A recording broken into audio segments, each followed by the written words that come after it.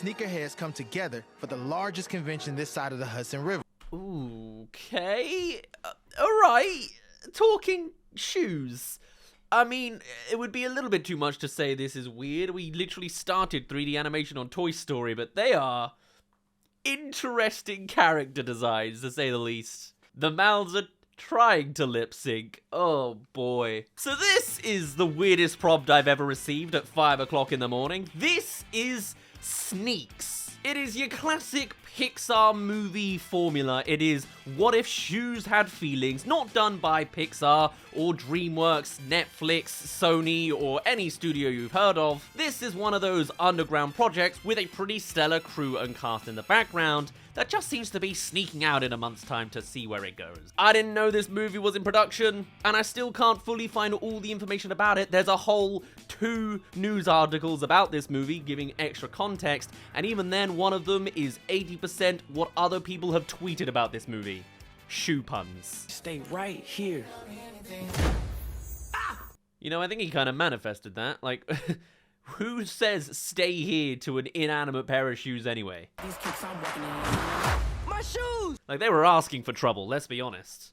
Okay, yeah, this is weird, but I think I can get into it. I don't know. This could easily go very, very well, or it can go very, very poorly. But it's nice and original. What if shoes had feelings? I'm not crazy on the easy jokes of, he had my foot in me. You might not like my personality, but I've got a lot of soul, you know. But screw it, let's just have some fun. That being said, it is weird, it is strange, it is a little bit jarring, but it's kind of a vibe. I think it could be easy to just call this simply, it's a Pixar rip-off, it's gonna be terrible, run away with it, whatever. But also, the Pixar formula works and doesn't seem to be made with absolutely no charm or talent in it. There's a lot of big names involved in this production, with the main ones on the casting side of things are the likes of Anthony Mackie and Chloe Bailey as the 2 protagonists, but then along the way you've got the likes of Lawrence Fishburne, Martin Lawrence, Swa Lee, Macy Gray, Ella Mai, Mustard, Roddy Ricch, Quavo, Young Miko, Amira Hall, Kiana Lede, and Chris Paul. And there's also an extra emphasis on Mustard being the executive music producer on the film, since they're very much kind of on top of the world right now, what with some Grammy Awards and everything there. Now, that being said as well, there is a notable part to the cultural relevance of what this movie's gunning for that I'm obviously not going to fully understand. As I understand it, there is a whole big chunk of value put into the type of shoes people wear, especially in America and with certain demographics, that I'm very much not in any direction. My mom was a Louboutin. Yeah, your mama was from Payless. Like, even right now, I am wearing shoes, which is a miracle for a video, and even then, it's just a crappy pair of leather-ish brown stuff because of when I watched Willy's Wonderland years ago, I wanted to wear those cowboy boots. And even then, I just got some cheap knockoff ones that have lasted me a few years. Like, I don't quite get that vibe. He vomits a shoe. Alright, yeah. I mean, I guess they do have a giant hole in the front. Are they going to address that? Does that not make them all very terrible shoes? It's not very insulating at all. I think I'm going to roll my eyes a lot of this movie and then enjoy it at the same time. Like, I feel like this film is a vibe that you have to get on board with. And I think I'm getting there. I don't think anything's devoutly terrible that I've seen yet. Just a little jarring. Just a little bit. That being said, I can't find too much of an excuse to hate it just yet. I could easily be that cynic that says this is notably, obviously terrible, and there are some dodgy factors to it, like the character designs everywhere, they're a little bit naff. The humans look a little bit less polished, because there's not got the full budget of DreamWorks, Disney, and Pixar, I assume. And the actual shoe designs, having the eyes at the top of the tongue and the mouth way at the bottom, is a little bit strange, but if cars can get away with it, why can't these guys? It's very nice at least that the shoelaces become the limbs.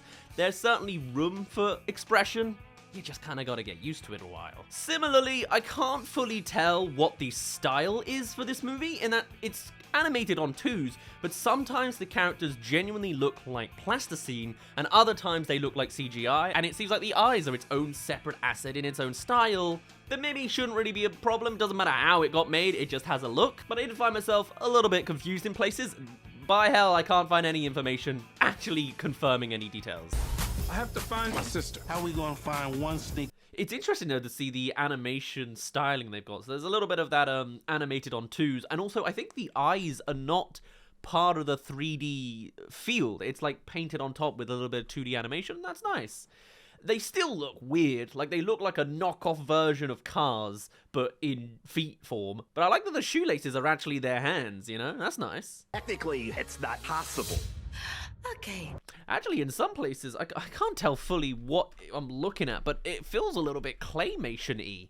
Like, the shoes in the prison definitely have that claymation texture to them, which is nice. And then even the background shelving looks like it's made out of cardboard. I don't know if that's CGI making it look like that, or if it's like a little bit of a hybrid work with some effects on top for like the eyes, or if this is genuinely like a full paper craft project. Either way, I think I'm getting into it. Hey there, thank you for making it to the halfway mark of this video. Come along and subscribe if you haven't already for more animated movie news. You know the drill. Back to the second half of Sneaks. And then I'm getting a little bit of Sausage Party in here when they're all on the shelves. What is as well the reality of these shoes just are animate, they can move, but they can't be seen by humans? I mean, that makes sense. They just sort of roll themselves around and can wield skateboards, but also through a live traffic? There's... Alright, you know, it's fine. Classic animation trope, I guess. Now, the only thing we do know about the actual creation of this film is that it's being made by Briarcliff Entertainment. Who are Briarcliff Entertainment? Good question, I didn't know either. But apparently they are an independent American film production company, as you can assume, and this is their first movie. But before this point, they handled a lot of things on the distribution side of things. They're the ones in charge of the US distribution of 10 Lives, which was a terrible British indie production movie. So look forward to that. Apparently you haven't even gotten that one yet. But also, they handled the distribution of the 2024 Apprentice, but haven't distributed another animated movie. This is just outright their first in that direction in pretty much every way. It's all otherwise fleshy movies like Valiant 1, Dogman, Not Another Church Movie, Marlowe, Studio 666, Cop Shop, Separation, The Dissident, El Chicano, and Fahrenheit 11/9. So really, it's just kind of an oddball, out of nowhere indie production doing its own thing that could go in any direction. They've got all sorts of star-studded cast. It has a particular direction and formula that it's gunning off of, but at the same time, I could see this being a weird fan favorite. To strive, to achieve. Maybe I can make a difference to one kid. Interesting that they're trying to get a, I'm there for my kid, I'm there for the Andy, it's just Toy Story again. But genuinely trying to find something close to an emotional impacting moment out of a plot about animate shoes? Sure. We strive to achieve, we're sportswear, we're all about the indomitable human spirit. Let's see how well it lands. Plus, it does look like there is a semblance of trying to give some genuine emotive storytelling in there, which I'm always going to praise. Very much that same kind of Toy Story vibe of a toy being there for their kid. This is a shoe being there for their owner, and there's going to be a little bit of that sports background since they are sporty shoes. And yeah, I can see it going for that indomitable human spirit angle if it wants to. Or, you know, they've just made an emoji movie out of footwear now. The fact that this has very little experience going behind it, it's visually a little bit stark, and all of the accolades of the people involved are the voice acting performances and the music, makes it have all the stakes of really having the room to be terrible, but I don't want to be so harsh on a newcomer immediately. For the directing side of things, we know of two main names involved, being Rob Edwards and Chris Jenkins. Of which I cannot find Chris Jenkins on IMDb, but at least for Rob Edwards, they previously worked on the new Captain America Brave New World, at least handling the story and screenplay of The Princess and the Frog back in 2009. They were an executive story consultant on The Fresh Prince of Bel-Air, and the only real other thing I can find anywhere between 2010 and now is that they wrote a short film called The Park Bench. So really, a veteran of sorts, sure, but I can't find anything consistent and recent. This is amazing! Alright, I think I'm getting a feel for it. This is weird, very much. It's like a classic Pixar movie, blended, maybe ripped off, but then hopefully done with enough justice. There certainly seems to be enough care for it. It's not made by a mainline studio, it's just randomly chucked down on the IGN YouTube channel, and I heard about it at 5 o'clock in the morning, so definitely a weird prompt there. Totally a spoiler shot in this trailer, but I won't specifically mention it. Yeah, I guess it's just a matter of how well can the Pixar formula work if someone else more in the industry tries to do it rather than the usual rip-off territory stuff that I've covered many a time over the years. Oh, they've even got a "that's my son" moment in there.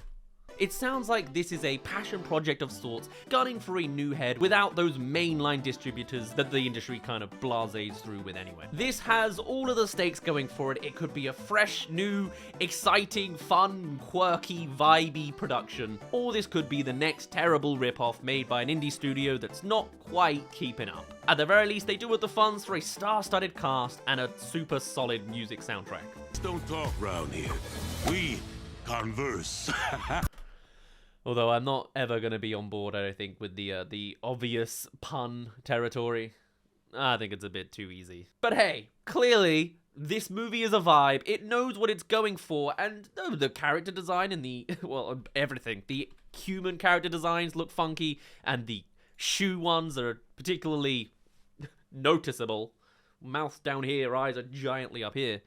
I think this movie could have some heart, or at the very least, it can have a lot of fun with it. Pixar doesn't own the copyright to animating inanimate objects, so I don't know. I'll keep an open eye about it, see where it turns out, try and work out where I can actually see this thing, since it's not being pushed on the more mainstream side of things, it feels like. Apparently it hits cinemas April 18th. Okay, that's soon as well. Alright, everything's just a month before. Don't need to dive any further than that. Fair enough. I'm at least gonna keep an open mind on it, see where things come out in a month's time, but that is the very strange 5 o'clock in the morning wake-up call that was the Sneaks trailer. We'll see how it actually turns out on the day. For now, my name's been Daz. Thank you very much for reaching the end of this video, and I shall see you all in a little bit. Bye-bye!